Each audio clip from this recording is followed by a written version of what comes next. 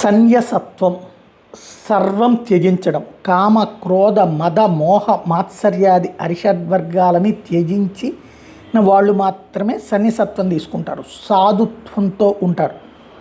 ఇది సాధారణ ప్రజలకి అసాధ్యమైనటువంటి, దైనందిన జీవితంలో ఏ కోరిక లేకుండా, ఏ ఆవేశము లేకుండా, పూర్తిగా మమేకమైపోతూ ఎవరు ఏమన్నా సరే పట్టకుండా అలా వెళ్ళిపోవడం అన్నది ఈవేళ ఎవరైతే పీఠాధిపతులు స్వామీజీలకే సాధ్యం కావట్లేదు.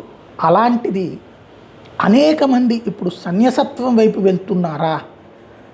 అసలే పెళ్ళిళ్ళు కాక, పిల్లలు పుట్టక, పెళ్ళిళ్ళు లేటుగా అయ్యి పిల్లలు పుట్టడం ఇట్లాంటి వాటితో, లేదా విడాకులు పెరిగిపోతున్నటువంటి రోజులలో ఇది కొత్త కాన్సెప్ట్. ఏదైతే ప్రస్తుతం తాజాగా వెలుగులోకి వచ్చినటువంటిది నాగసాధువులు, అంటే ఒంటి మీద ఎలాంటి వస్త్రము లేకుండా పూర్తిగా బూడిదతో వెళ్తూ ఉండేటటువంటి వాళ్ళు ఎవరైతే ఉంటారో, ఉత్తరప్రదేశ్లోని ప్రయాగరాజులో మహాకుంభమేళా సందర్భంగా వాళ్ళు పెద్ద ఎత్తున రావడం ఒక ఎత్తు అయితే, త్రివేణి సంగమం దగ్గర తాజాగా కొత్తగా నాగసాధువుల్లో చేరిన వాళ్ళు శనివారం భారీగా తరలొచ్చారు.